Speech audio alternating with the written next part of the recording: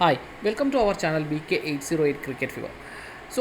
ഇന്നലെ നടന്ന മാച്ചിൻ്റെ രാജസ്ഥാൻ റോയൽസും റോയൽ ചലഞ്ചർ ബാംഗ്ലൂസും തമ്മിൽ നടന്ന മാച്ചിൻ്റെ ഒരു റിവ്യൂ ആണ് നമ്മുടെ ഇന്നത്തെ വീഡിയോ. അപ്പോൾ നമ്മുടെ വീഡിയോയിലേക്ക് കടക്കുന്നതിന് മുമ്പ് നമ്മുടെ ചാനൽ സബ്സ്ക്രൈബ് ചെയ്തില്ലെങ്കിൽ ഒന്ന് സബ്സ്ക്രൈബ് ചെയ്യുക, വീഡിയോയിലൊരു ലൈക്ക് തരിക. ഓക്കെ, ഇന്നത്തെ വീഡിയോയിൽ നമ്മൾ മെയിനായിട്ട് പറയുന്നത് എന്തൊക്കെയായിരുന്നു ഇന്നത്തെ മാച്ചിൻ്റെ ഒരു സവിശേഷതകളാണ്. ഇന്നലത്തെ മാച്ച് വളരെ ക്രൂഷ്യലായിട്ടുള്ള മാച്ചായിരുന്നു രണ്ടുപേർക്കും. കാരണം അവർ ആര് ജയിക്കുന്നു അവരാണ് ക്വാളിഫയർ 2ലേക്ക് സെലക്ട് ആവുക എന്നുള്ളതാണ്. രാജസ്ഥാൻ റോയൽസ് എല്ലാ കളികളും തോറ്റ് ആണ് മുന്നോട്ട് വന്നതെങ്കിൽ ലാസ്റ്റ് എല്ലാ കളികളും ജയിച്ചുകൊണ്ടാണ് RCB മുന്നോട്ട് വന്നത്. രാജസ്ഥാനെ സഞ്ജു സാംസനെ ജയിക്കും എന്നൊരു പ്രതീക്ഷ ഈവൻ സുനിൽ ഗവാസ്കർ പോലും പറഞ്ഞിരുന്നു അത്ര സഞ്ജു സാംസൺ RCBയുടെ മുന്നിൽ അടിയറോ പറയും എന്നൊക്കെയാണ് പറഞ്ഞിരുന്നത്. പക്ഷേ സഞ്ജു അതെല്ലാം തിരുത്തിക്കൊണ്ട് രാജസ്ഥാൻ റോയൽസ് അവരൊരു ടീം വർക്കോടുകൂടി തന്നെ ഇന്നലത്തെ ഗെയിം ജയിക്കുകയാണ് ഉണ്ടായത്. ഇന്നലെ നമുക്ക് നോക്കുകയാണെങ്കിൽ ഫസ്റ്റ് ഓഫ് ഓൾ ടോസ് കിട്ടി. ടോസ് രാജസ്ഥാൻ റോയൽസിനാണ് ലഭിച്ചത്. അവർ ബാറ്റിംഗ് സെലക്ട് ചെയ്തു. ഡ്യൂ ഫാക്ടർ ഉണ്ടായിരുന്നു, അതുകൊണ്ട് തന്നെ ബൗളിംഗ് ആണ് ചൂസ് ചെയ്തത്. ബാറ്റിംഗ് അല്ല, ബൗളിംഗ് ആണ് ചൂസ് ചെയ്തത്. RCB ആണ് ഫസ്റ്റ് ബാറ്റിങ്ങിന് ഇറങ്ങിയത്. അപ്പോൾ ഇന്നത് പിച്ച് കമ്പാരിറ്റീവ്ലി ബാറ്റിംഗ് പിച്ചൊക്കെ തന്നെ ആയിരുന്നുവെങ്കിലും ഒരു സ്വിംഗ് ബൗളിങ്ങിന് അനുകൂലമായൊരു പിച്ചും കൂടെ ആയിരുന്നു. അപ്പം ഫസ്റ്റ് ബാറ്റിങ്ങിന് ഇറങ്ങിയ RCBയെക്കുറിച്ച് പറയുകയാണ് എങ്കിൽ ഓപ്പണിങ്ങിന് ഡുപ്ലക്സും വിരാട് കോഹ്ലിയും കൂടെയാണ് ഇറങ്ങിയത്. ഡുപ്ലക്സും വിരാട് കോഹ്ലിയും കൂടെ ഇറങ്ങിയിട്ട് നല്ലൊരു തുടക്കം അവർക്ക് ഫസ്റ്റ് നൽകാൻ സാധിച്ചു എന്ന് തന്നെ നമുക്ക് പറയാൻ പറ്റും. കാരണം രണ്ടുപേരുടെയും ബോൾട്ടിൻ്റെ ബോൾ മാത്രമാണ് അവർക്കൊന്ന് പിടിച്ചു നിർത്താൻ സാധിക്കാൻ പറ്റാതായിരുന്നു. അപ്പോൾ ഫസ്റ്റ് ഓവർ ബോൾട്ട് എറിഞ്ഞു, 1-2 റൺസ് മാത്രമേ കൊടുത്തിട്ടുണ്ടായിരുന്നുള്ളൂ. എന്നാൽ സെക്കൻഡ് ഓവർ എറിഞ്ഞത് സന്ദീപ് ശർമ്മയാണ്. സന്ദീപ് ശർമ്മയെ ഫസ്റ്റ് ഓവറിലൊന്നും കൊടുത്തിരുന്നില്ല. തേർഡ് ഓവർ വീണ്ടും ബോൾട്ട് തന്നെയാണ് എറിഞ്ഞത്. ആ ഓവറിലും പ്രത്യേകിച്ചൊന്നും നടന്നില്ല. കാരണം 2 ഓവറിൽ വെറും 6 റൺസ് മാത്രമാണ് ബോൾട്ട് വിട്ടു നൽകിയത്. എന്നാൽ പിന്നെ വന്ന ആവേശ് ഖാൻ ഒരു റൺസിൻ്റെ അവർക്കൊരു പാത തുറന്നു കൊടുക്കുകയായിരുന്നു. എങ്ങനെ റൺസ് സ്കോർ ചെയ്യാമെന്നുള്ളൊരു വിഷമിച്ച് നിന്ന ഒരു ടീമിനെ പെട്ടെന്ന് 4 ഓവറിൽ 34 റൺസ് എന്നൊരു സ്കോറിലേക്ക് എത്താൻ സാധിച്ചത് ആവേശ് ഖാൻ്റെ ഒരു ബൗളിംഗ് തന്നെയായിരുന്നു. ആ സമയം നമ്മളൊക്കെ കരുതി കളി കയ്യിൽ നിന്ന് പോയി എന്ന് തന്നെയാണ് കരുതിയിരുന്നത്. പക്ഷേ അടുത്ത ഓവറിൽ ബോൾട്ട് വരികയും ഒരു ക്രൂഷ്യൽ വിക്കറ്റ് എടുക്കുകയും ചെയ്തു. ഡുപ്ലക്സ് ഔട്ടാവുകയും ചെയ്തു. അപ്പോൾ അത് വലിയൊരു ഇത് തന്നെ രാജസ്ഥാനെ സംബന്ധിച്ചിടത്തോളം വലിയൊരു തിരിച്ചുവരവ് തന്നെയായിരുന്നു. അതിനുശേഷം വീണ്ടും അവർ നല്ലൊരു കുഴപ്പമില്ലാത്ത രീതിയിൽ സി ഗ്രീനും വിരാട് കോഹ്ലിയും കൂടെ ഒരു ബാറ്റിംഗ് കാഴ്ചവെക്കുകയാണ് ചെയ്തത്. അതിനുശേഷം ചാഹലിനാണ് വിരാട് കോഹ്ലി ഔട്ടാക്കിയത്. ഫെരേറ ക്യാച്ച് എടുത്തു ചാഹലിൻ്റെ ബോളിൽ. അതേസമയം 1-2 ക്യാച്ചൊക്കെ നഷ്ടമായതും നമുക്ക് പറയുകയാണെങ്കിൽ ഒരു പോരായ്മയായിട്ട് പറയാൻ സാധിക്കും. കാരണം ജുറൽ ഒരു ക്യാച്ച് കളഞ്ഞു. അപ്പോൾ അതുപോലെ അങ്ങനെ ക്യാച്ചുകൾ നഷ്ടമായത് 1-2 ക്യാച്ചുകൾ രാജസ്ഥാന് നഷ്ടമായിട്ടുണ്ട്. അപ്പോൾ കയ്യിൽ നിന്ന് ഗെയിം പോയി. അശ്വിൻ്റെ നിന്നും ബോളിലൊരു ക്യാച്ച് നഷ്ടപ്പെട്ടിട്ടുണ്ടായിരുന്നു. അപ്പം അത് രാജസ്ഥാന് ഒരു ഫീൽഡിങ്ങിലൊരു ചെറിയ പോരായ്മകൾ കാണിച്ചു. പക്ഷേ അതിനുശേഷം പിന്നെ ഗ്രീൻ ഔട്ടാവുകയായിരുന്നു. അതിനുശേഷം ഇറങ്ങിയ മാക്സ്വെൽ നെക്സ്റ്റ് ഓവറിൽ തന്നെ വീണ്ടും ഔട്ടായി. അശ്വിൻ്റെ പന്തിൽ ഔട്ടായി, കണ്ടിന്യൂസ് ആയിട്ട് ഔട്ടായി. എന്നാൽ അശ്വിന് ഒരു ഹാട്രിക്കിന് ഒരു ചാൻസ് ആയിരുന്നു, അത് ലഭിച്ചില്ല. അതിനുശേഷം പിന്നെ പഡിറ്റർ ഔട്ടായി, ലംറോർ, വേറെ ആർക്കും ഇവർ രണ്ടുപേരും ഒന്ന് പിടിച്ച് നിൽക്കാൻ സാധിച്ചു. പഡിറ്ററും അതുപോലെ തന്നെ ലംറോറുമാണ് അത്യാവശ്യം ഒന്ന് പിടിച്ചു നിന്നത്. 32-34 റൺസ് എടുത്തിട്ടുണ്ടായിരുന്നു. പിന്നെ വന്ന ദിനേശ് കാർത്തികും 11 റൺസ് എടുത്ത് ഔട്ടാവുകയാണ് ഉണ്ടായത്.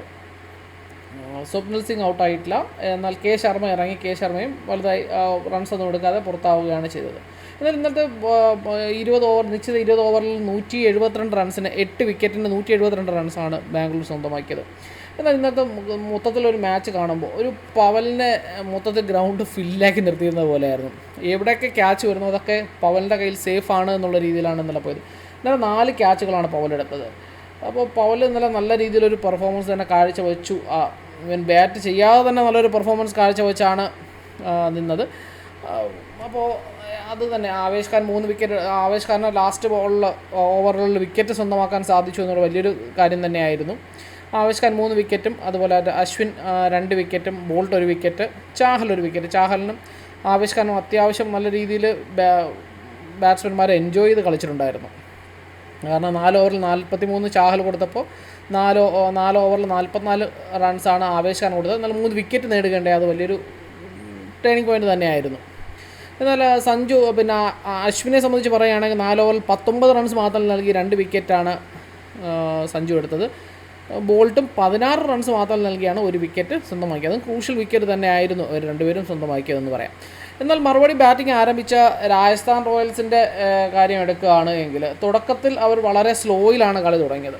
2-3 ഓവറിലൊക്കെ വളരെ തുടങ്ങി 6 റൺസ് 5 റൺസ് എന്നുള്ള രീതിയിൽ തന്നെ നിലനിന്നിട്ട് പിന്നെ അങ്ങോട്ട് ഒരു അത്യാവശ്യം നല്ല രീതിയിലൊന്ന് ബാറ്റ് ചെയ്യാനായിട്ട് രണ്ടുപേർക്കും സാധിച്ചു. ജയ്സ്വലും കട്ട്മോറും ഒരേ രീതിയിൽ തന്നെയാണ് ബാറ്റ് ചെയ്തത്.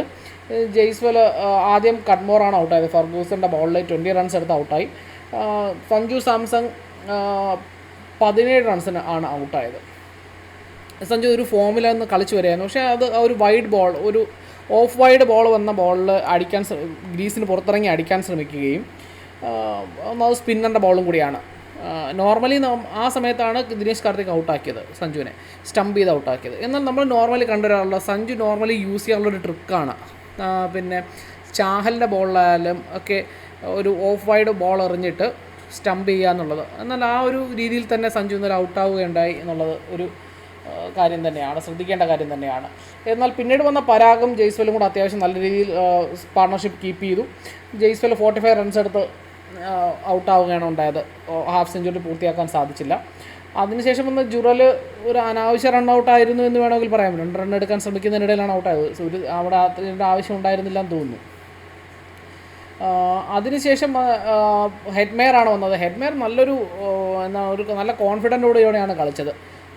ആ ഹെഡ്മെയറും പരാഗ് ഒരു സ്കോർ ചെയ്ത് വന്ന സമയത്താണ് പരാഗ് ഔട്ടായത്. ഒരു നല്ല ബോൾഡായിരുന്നു. കാരണം നല്ലൊരു യോർക്കർ ബോളിൽ വീശി അടിക്കാൻ ശ്രമിക്കുകയും ആ സമയത്ത് സ്റ്റമ്പ് തെറിക്കുകയായിരുന്നു. അതിനുശേഷം പിന്നെ വന്ന ഹെഡ്മെയറും പവലും കൂടെ നിന്ന് അത്യാവശ്യം നല്ല രീതിയിൽ ഒരു സ്കോർ ഇനിയിപ്പോൾ നമ്മൾ ജയിക്കും എന്നൊരു തോന്നലൊരു സമയത്ത് ഉണ്ടാക്കിയെങ്കിൽ ഹെഡ്മെയർ പെട്ടെന്ന് ക്യാച്ച് ഔട്ടായി പോവുകയാണ് ഉണ്ടായത്. അതിനുശേഷം വന്ന അശ്വിന് ബോളൊന്നും ലഭിച്ചില്ല എങ്കിലും പവൽ ഒരു നല്ലൊരു ഫിനിഷർ എന്ന് വീണ്ടും തെളിയിച്ചുകൊണ്ട് ലാസ്റ്റ് ബോൾ 6 അടിച്ചുകൊണ്ട് തന്നെ ജയിപ്പിക്കുകയുണ്ടായി.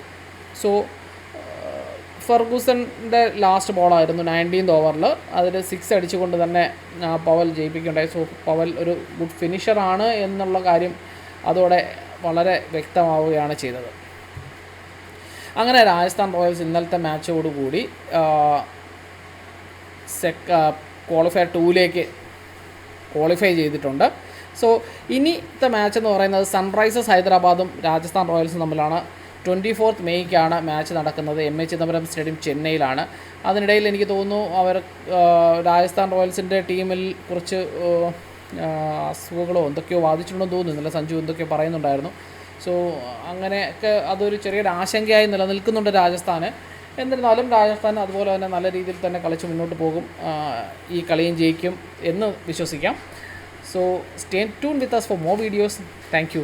പിന്നെ വീഡിയോ ഇഷ്ടമായെങ്കിൽ ലൈക്ക് തരിക. Thank U.